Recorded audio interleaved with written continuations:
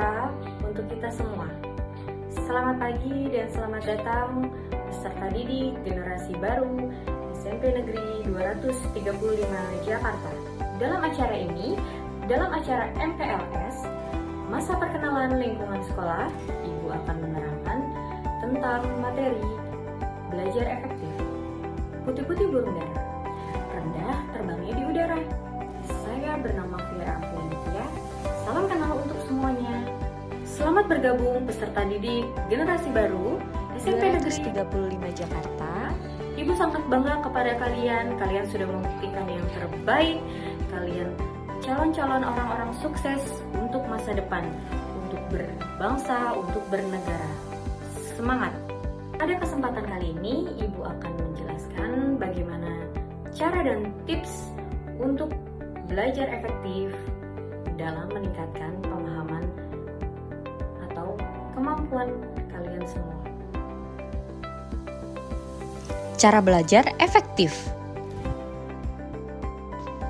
Kira-kira apa ya arti dari belajar efektif itu? Belajar itu proses atau upaya. Efektif itu cara untuk mencapai keberhasilan. Jadi, belajar efektif itu adalah proses belajar yang berhasil dan memberikan pemahaman, kecerdasan, ketekunan yang lebih baik. Belajar efektif memberikan perubahan tingkah laku yang dapat diaplikasikan di kehidupan sehari-hari dan menghasilkan generasi yang lebih unggul.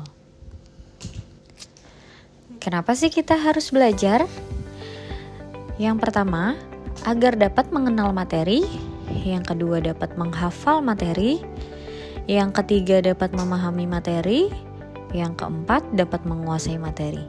Jadi, kalau kalian sudah melaksanakan belajar dengan baik, kalian dapat menguasai 4 poin tersebut.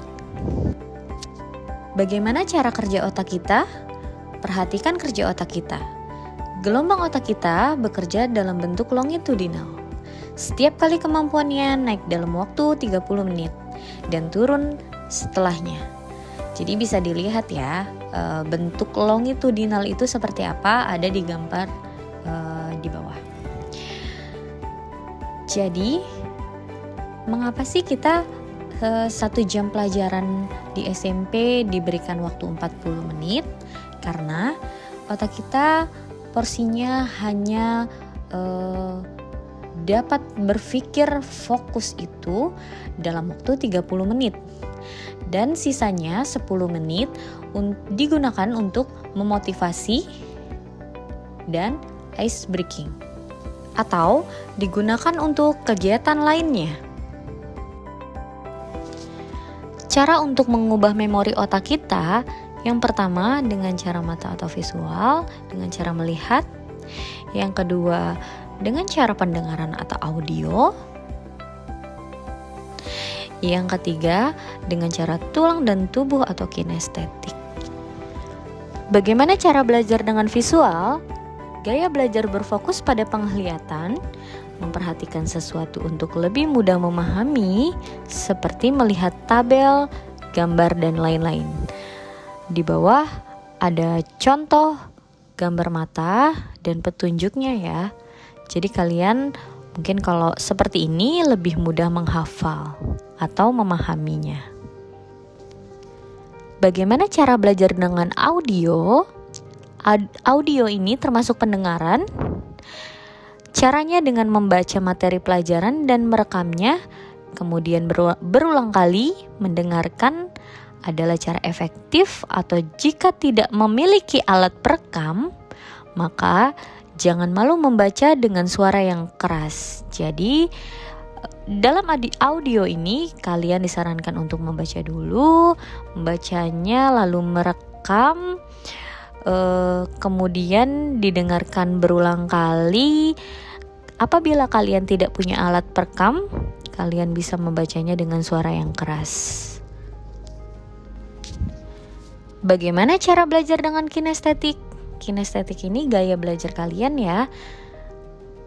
Maka caranya ini membuat suatu catatan dan kemudian berdirilah lalu baca catatan itu sambil berjalan seolah-olah Anda sedang menerangkan di depan kelas. Jadi yang pertama kalian buat catatan dulu. Lalu kalian baca catatan itu sambil berjalan-jalan seolah kalian lagi menerangkan teman di sekitar kalian. Manusia memiliki 4 macam gelombang otak. Dilihat nama-namanya mirip nama COVID ya. Oke, yang pertama gelombang alfa, yaitu konsentrasi yang santai. Yang kedua itu gelombang beta, yaitu awas dan aktif. Yang ketiga gelombang theta, yaitu keadaan hampir tidur dan dalam kondisi bermimpi. Yang keempat itu gelombang delta pada saat tertidur lelap.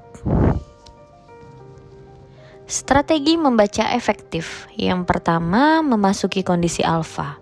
Yang kedua, lakukan super scan. Yang ketiga, selanjutnya baca secara teliti keseluruhan. Yang keempat, ulangi sambil membuat ringkasan. Jadi kalian seandainya sudah menerapkan strategi ini, insya Allah kalian dapat belajar secara efektif. Jenis-jenis strategi belajar. Yang pertama menggarisbawahi, yang kedua membuat catatan pinggir, yang ketiga membuat analogi, yang keempat PQ4R, yang kelima outlining, yang keenam mapping, yang ketujuh mnemonic, yang kedelapan metakognitif. Nah, ini kesimpulan dari belajar efektif yang kita sudah bahas. Jadi kita rangkum dalam 10 poin. Yang pertama itu rajin membuat resume atau intisari materi. Yang kedua membuat jadwal belajar di rumah. Yang ketiga disiplin belajar. Keempat ciptakan ruang belajar yang kondusif. Yang kelima belajar dengan serius dan tekun. Yang keenam, hindari belajar berlebihan. Yang ketujuh, jujur saat ulangan atau ujian. Yang kedelapan, jadilah seorang pemimpin untuk melatih tanggung jawab dengan mengambil prakarsa, bersikap kritis, inovatif, dan kolaboratif. Yang kesembilan, kerjakan PR, selalu mengulang pelajaran dan latihan soal. Yang terakhir, ke-10, cukup istirahat, makan, dan bermain. Nah, ini kesimpulan dari semuanya bisa kalian terapkan dalam kehidupan kalian sehari-hari. Insya Allah kalian ke depannya bisa lebih baik. Jalan-jalan ke kota tua. Kota tua bernama Medan. Tak terasa sudah di ujung acara. Undur pamit saya ucapkan.